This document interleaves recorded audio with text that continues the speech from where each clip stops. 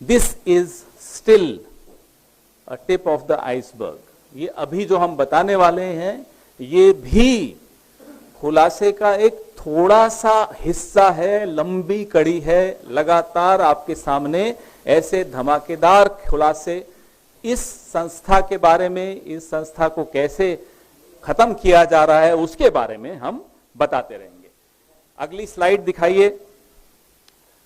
तो अब आपको जो पहले बताया पिछले हफ्ते या इसी हफ्ते की शुरुआत में, वो आईसीआईसीआई था। ये नया खुलासा है कि चेयरपर्सन जो सेबी की हैं माधवीपुरी बुच जी, वो 2018, ये 2018 साल जो है बड़ा महत्वपूर्ण है। 2018 में वो सेबी की होल टाइम मेंबर बन चुकी थी। अब होल टाइम मेंबर बनने के बाद उन्होंने अपनी एक प्रॉपर्टी एक कंपनी को किराए पे दी। आप कहेंगे क्या हो गया? हम अक्सर ऐसा करते हैं, अपनी एक एक्स्ट्रा प्रॉपर्टी है किराए पे दे दी, कोई दिक्कत नहीं होनी चाहिए इस पे। बिल्कुल आपका सवाल जायज होगा। तो 2018-19 का जो फाइनेंशियल ईयर था उसमें इनको 7 लाख रुपए साल का किराया उस प्रॉपर्टी से मिला। 2019-20 ये भी अभी भी वो होल टाइम मेंबर हैं, सेबी में हैं। किराया 36,75,000 उसी प्रॉपर्टी का मिला। आप पूछेंगे 7 लाख से सीधा 36 लाख, तो उसका जवाब मेरे पास नहीं है। हो सकता है कि पिछले फाइनेंशियल ईयर में कुछ महीनों के लिए दिया हो, इसलिए इस पे मैं कोई टिप्पणी नहीं करूंगा। फिर ये बढ़ता बढ़ता 46,05,000 इस साल तक गया। आपको लगेगा कि ये पवन खेड़ा क्यों बोल रहा है, किराए पे दिया तो किराया मिलेगा। किस कंपनी को दिया? अब सवाल यह है कि किस कंपनी को माधवीपुरी बुच जी और उनके पति के नाम की एक प्रॉपर्टी है, बंबई की ये प्रॉपर्टी है। कंपनी का नाम है कैरल इन्फो और services limited, Carol info services limited. आपको फिर भी नहीं समझ में आएगा कि कांग्रेस पार्टी ये नाम ले लेती है कंपनी का। आगे भी तो बताइए, आगे बताते हैं आपको। तो Carol info services Limited Wockhardt Limited नाम की एक कंपनी का हिस्सा है, प्रमोटर सेम है। फिर भी आपके दिमाग में आएगा कि हां तो क्या हुआ? वोकार्ट एक ऐसी कंपनी है जिस पर माधवीपुरी बुच जी जो सेबी में हैं, सेबी लगातार वोकार्ट पर अपने ऑर्डर्स दे रहा है, उनके केसेस को डील कर रहा है। माधवीपुरी बुच जी चेयरपर्सन है। जिस संस्था की वो चेयरपर्सन है उस संस्था में वोकार्ट कंपनी के केसेस हैं, शिकायतें हैं। इनसाइडर ट्रेडिंग तक का एक केस था जिसका भी सेटलमेंट माधवीपुरी बुच जी जिस संस्था में हैं, जिस संस्था की वो अध्यक्ष हैं, प्रमुख हैं, उस संस्था ने वोकार्ट की इनसाइडर ट्रेडिंग के केसेस का भी निपटान किया। यह है कॉन्फ्लिक्ट ऑफ इंटरेस्ट, मैं इसे करप्शन कहूंगा। This is not just conflict of interest, this is out and out corruption. आप जब होल टाइम मेंबर बनती हैं सेबी की, तो आप एक कंपनी को अपना घर किराए पे दे देती हैं। उस कंपनी के केसेस आपके पास आते हैं। किराया 46 लाख इस साल सालाना किराया था। टोटल अब तक आप उस कंपनी से किराए के 2,16,55,000 ले रखे। हम ये जानना चाहते हैं आपने इस सब को कहां कहां डिक्लेयर किया, किस किस को आपने बताया, किस किस संस्था के सामने आपने ये बताया, और क्या ये उचित है कि आप होल टाइम मेंबर बनती हैं तो आईसीआईसीआई के शेयर्स से लेकर अपनी प्रॉपर्टी भी ऐसी कंपनी के एक अधिकारी को आपने किराए पे दी जिस कंपनी के आप केसेस निपटाएंगी सेबी में, या सेबी के केसेस निपटाएगी।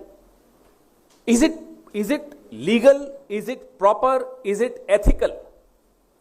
ये 3 सवाल हैं। क्या ये नैतिक दृष्टि से ठीक है? क्या ये कानूनी दृष्टि से ठीक है? क्या इसको आप सही ठहराएंगे? हम प्रधानमंत्री से पूछना चाहते हैं कि आप जब माधवी जी को सेबी का प्रमुख बना रहे थे, क्योंकि बनाया किसने? प्रधानमंत्री और गृह मंत्री ने बनाया। एसीसी, ये दो लोग हैं, ये मैं बार बार नाम लेता हूं, चेहरा भी दिख रहा है आपको, पहचाना हुआ चेहरा है। ये दो लोग एसीसी में थे, हैं। इन्होंने सेबी की चेयरपर्सन को इलेक्ट किया, बनाया, अपॉइंट किया, इलेक्ट नहीं अपॉइंट किया।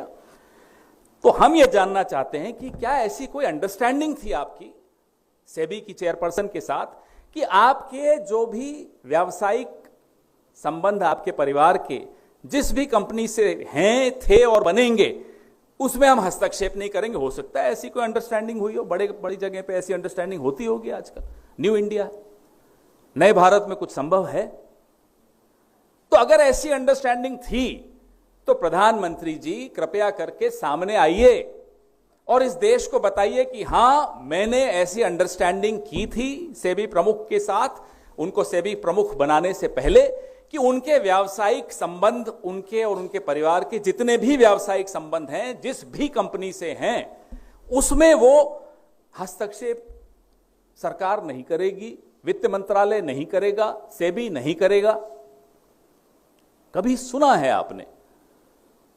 एक के बाद एक कॉन्फ्लिक्ट ऑफ इंटरेस्ट सामने आता चला जा रहा है, प्रधानमंत्री चुप है और बाहर जाके बड़ी बड़ी बातें करते हैं इंडिया में इन्वेस्टमेंट्स की।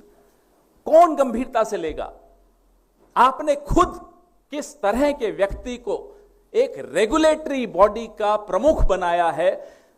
उनके, जैसे अंग्रेजी में कहते हैं, स्केलेटन्स कितने निकलते चले आ रहे हैं उनके कबर्ड से, रोज निकल रहा है। अभी तो कबर्ड का एक दराज खुला है, कबर्ड में बहुत सारे दराज हैं, दराजों में बहुत सारे स्केलेटन्स हैं, लेकिन कोई जवाब नहीं प्रधानमंत्री को। हम ये भी जानना चाहते हैं कि क्या माधवी जी से पहले और भी लोग अलग अलग रेगुलेटरी बॉडीज में बनाए थे? हमारी सरकार के वक्त भी बनाए थे। कई उदाहरण हैं, मेरी प्रेस रिलीज में मैं आपको उदाहरण भी दूंगा। उन्होंने अपने शेयर्स किसी ट्रस्ट को दे दिए, रेगुलेटरी बॉडी में आने से पहले डिक्लेयर किए क्या क्या उनके व्यावसायिक संबंध थे, क्या क्या उनके इंटरेस्ट थे, वो उन्होंने उसका पहले पूरा निपटान करने के बाद रेगुलेटरी बॉडी में आए। यहां तो आप रेगुलेटरी बॉडी में हैं, आपके पास इनसाइडर इंफॉर्मेशन है, हर कंपनी की आप लिखा जोखा रखती हैं, सब कुछ जानती हैं, और आप ही उन कंपनीज में इतना आपके व्यावसायिक संबंध है उन कंपनी से। ये कैसे संभव हो सकता है?